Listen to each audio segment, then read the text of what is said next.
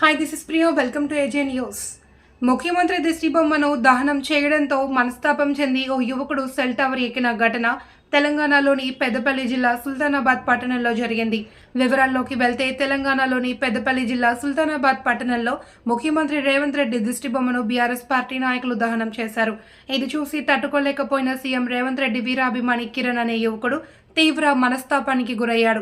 BRS party నాయకులు రేవంత్ రెడ్డి దిష్టి బొమ్మను దహనం చేస్తూ ఇష్టం వచ్చినట్లు మాట్లాడుతూ ఉండడంతో అది చూసి ఆవేదనకు గురై ఏడ్చుకుంటూ వెళ్లి సెల్ టవర్ ఎక్కాడు. స్థానికులు పోలీసులు అక్కడికి చేరుకుని బుజ్జగించగా అర్ధరాత్రి టవర్ దిగాడు. ఇలాంటి ఇంట్రెస్టింగ్ వార్తలు మీ మొబైల్లోకి రావాలి అంటే వెంటనే మన ఛానల్ను సబ్స్క్రైబ్ చేసుకోండి. వీడియో నచ్చినట్లయితే కనుక లైక్ చేయండి, షేర్ చేయండి. పార్టీ వాళ్ళు మాట్లాడిన మాటలు ఇవాళ అసెంబ్లీలో మా వాళ్ళు మాట్లాడినందుకు వల్గర మాట్లాడి ఈరోజు మా సీఎం గౌరవనీయులైన రేవంత్ రెడ్డి అన్నను అవమానపరిచి అంబేద్కర్ బొమ్మ కాడ దిష్టి బొమ్మ కాలువెట్టుడు నాకు నచ్చలే. నాకు విద్యాన్న అంటే ఎంత ఇష్టమో నాకు రేవంత్ అన్న అంటే ఇష్టం. నేను వాళ్ళ గురించి పాలన కాదు, నేను అంటే చేస్తా.